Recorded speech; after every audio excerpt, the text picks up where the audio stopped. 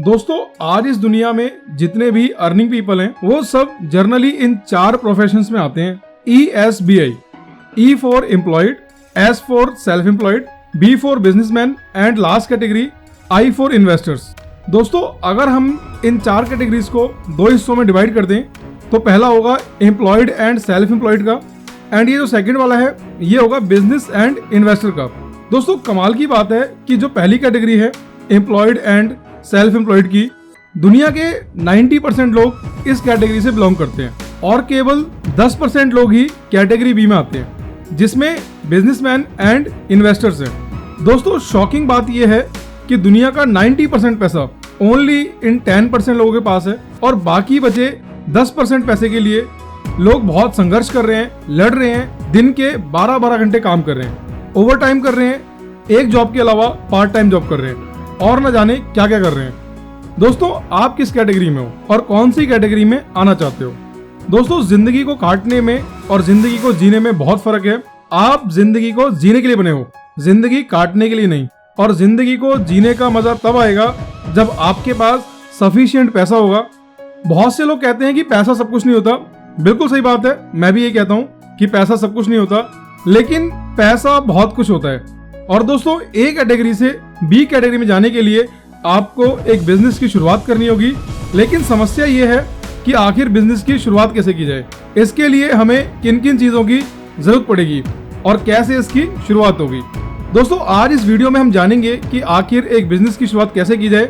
इससे पहले कि अगर आप चैनल पर नए हैं तो आपके अपने YouTube चैनल सक्सेस वाणी को सब्सक्राइब कर लीजिए और इस बेल आइकन को भी प्रेस कर लीजिए ताकि चैनल पर ऐसी ही इंफॉर्मेटिव और मोटिवेशनल वीडियोस जब भी आए आपको वीडियो का नोटिफिकेशन मिल जाए और वीडियो मिस ना हो। चलिए वीडियो को शुरू करते हैं। दोस्तों एक बिजनेस को शुरू करने से पहले आपको कुछ बेसिक और इम्पोर्टेंट चीजों की जरूरत पड़ने वाली है, जिसमें सबसे पहला है आइडिया कि आपको किस चीज का बिजनेस शुरू करना है। बिजनेस ऐसा होना चाहिए जिसके बारे में आपको अच्छी नॉलेज हो, आपको उस पर्टिकुलर सेक्टर के बारे में अच्छी खासी नॉलेज होनी चाहिए और सबसे इम्पोर्टेंट उस चीज की मार्केट में डिमांड होनी चाहिए।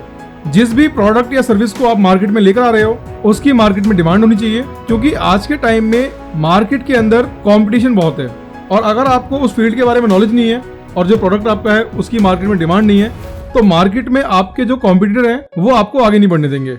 आपको मार्केट से प्रॉफिट कमाने में बहुत सारी परेशानियों का सामना करना पड़ेगा और हो सकता है कि आपको बिजनेस बंद करना पड़े। इसीलिए आपको बिजनेस वो चुनना है जिसकी मार्केट में डिमांड हो और आपको उस फील्ड के बारे में अच्छी खासी नॉलेज हो। दोस्तों दूसरी जो चीज है वो है कि आप जिस चीज का बिजनेस शुरू करने वाले हो उस चीज को लोग मार्केट में कैसे देखते हैं। मतलब कि बिजनेस ऐसा होना चाहिए कि मार्केट के अंदर जो सबसे बड़ी प्रॉब्लम्स हैं जो लोगों को फेस करनी पड़ रही हैं, आप उसका सॉल्यूशन कैसे ला सकते हो, क्योंकि मार्केट में लोग उसी प्रोडक्ट को या सर्विस को लेना पसंद करते हैं जो उनकी प्रॉब्लम्स का सॉल्यूशन हो। इसे एक एग्जांपल से समझते हैं। दोस्तों ओयो आज के टाइम में होटल इंडस्ट्री में एक नामी ब्रांड है, लेकिन इसकी शुरुआत कैसे हुई? ओयो के फाउंडर मिस्टर रितेश अग्रवाल कहीं घूमने गए हुए थे। वहां उन्होंने एक होटल में स्टे किया, लेकिन पैसे देने के बावजूद वहां उन्हें अच्छी सर्विस नहीं मिली। तो उन्हें समझ में आया कि एक बहुत बड़ी प्रॉब्लम है कि लोग पैसा भी दे रहे हैं लेकिन उनको सर्विस नहीं मिल पा रही है। तो उन्होंने सोचा कि हम एक ऐसी कंपनी बनाएंगे जहां पर लोगों को कम चार्ज में, कम फीस में अच्छी सर्विस मिल पाए। और उन्होंने ऐसा ही किया, कम प्राइस में लोगों को अच्छी फैसिलिटीज एंड सर्विसेज को प्रोवाइड कराया। और ओयो आज किस लेवल पर है वो आप जानते ही हो। आज ओयो के होटल्स में आपको बजट अमाउंट में भी काफी अच्छी फैसिलिटीज मिल जाती हैं। तो जो भी बिजनेस आप करो वो मार्केट के अंदर एक प्रॉब्लम सॉल्विंग सर्विस या प्रोडक्ट होना चाहिए। दोस्तों तीसरी जो चीज है वो है कि आपको किसी एक आइडिया पर ही काम करना है। बेशक आपके पास चाहे 10 आइडियाज हों, आपको केवल एक ही आइडिया पर काम करना है। आपको किसी दूसरे आइडिया के बारे में ऑप्शन नहीं रखना, क्योंकि अगर आप ऑप्शन रखेंगे तो आप किसी एक आइडिया पर फोकस नहीं कर पाएंगे और अपने काम को एफिशिएंटली नहीं कर पाएंगे। नतीजा ये होगा कि आपके सारे आइडियाज फेल हो जाएंगे। इसीलिए आइडिया हमेशा एक ही रखना है और उसी पर काम करना है। दोस्तों तीसरी चीज है कैपिटल, इन्वेस्टमेंट। दोस्तों बिना पैसों के कोई बिजनेस शुरू नहीं होता, उसमें कुछ ना कुछ इन्वेस्टमेंट जरूर लगती है, फिर इन्वेस्टमेंट चाहे छोटी हो या बड़ी। तो इन्वेस्टमेंट के लिए मनी को सेव करना शुरू करो। जब आपके पास सफिशिएंट अमाउंट होगा बिजनेस में इन्वेस्ट करने के लिए तो आप बिजनेस को आसानी से कर पाएंगे। और एक कहावत आपने सुनी होगी कि जब जेब खाली होती है तो इंसान का दिमाग काम नहीं करता, और जब इंसान के पास पैसे होते हैं, भरी जेब होती है, तो इंसान के दिमाग में बिजनेस को लेकर या सभी चीजों को लेकर बहुत सारे आइडियाज आते हैं और रास्ता बिल्कुल साफ दिखाई देता है। कई लोग बिजनेस शुरू करने के लिए लोन भी ले लेते हैं, लेकिन दोस्तों अगर आपके पास कुछ भी पैसे नहीं है अभी, और अगर आप लोन लेते हो, मान के चलो बिजनेस नहीं चला, तो आपके सामने बहुत बड़ी परेशानी खड़ी हो जाएगी। तो बेटर ये रहेगा कि पहले आप पैसों को सेव करो, अपने पास में कुछ कैपिटल इकट्ठी करो, उसके बाद आप बिजनेस स्टार्ट करो। दोस्तों चौथी जो चीज है वो है प्लानिंग। दोस्तों नॉट इवन बिजनेस, लाइफ में कोई भी काम करो उसकी प्लानिंग करना बहुत जरूरी है। दोस्तों आपके बिजनेस के बारे में आपकी प्लानिंग बिल्कुल क्लियर होनी चाहिए, सारी चीजें आपको क्लियरली पता होनी चाहिए। दोस्तों एक वीडियो में मैंने बताया था आपको कि वो वकील केस नहीं जीतता जिसका वकालत का ज्ञान सबसे अच्छा होता है, बल्कि वो वकील केस जीतता है जिसकी तैयारी सबसे अच्छी होती है। तो हमें भी अपने बिजनेस को स्टार्ट करने के लिए, उसे अच्छा ग्रो करने के लिए अपनी तैयारी को दुरुस्त रखना होगा, ताकि आने वाली बाधाओं से निपटने में हमें कोई परेशानी ना हो।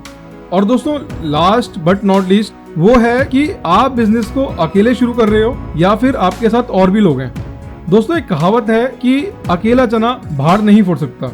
एक अकेला इंसान बिजनेस से रिलेटेड चीजों को हैंडल नहीं कर सकता, उसके लिए और भी लोगों की जरूरत पड़ेगी। दोस्तों जब 4-5 लोग मिलकर काम करते हैं, उनके आइडियाज आपस में मिल जाते हैं, तो निर्माण होता है एक मास्टरमाइंड का, जो कंपनी को स्केल अप करने के लिए बहुत जरूरी होता है।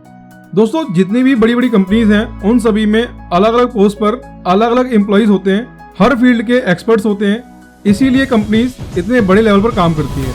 कंपनी के सारे काम अकेला बॉस नहीं कर सकता।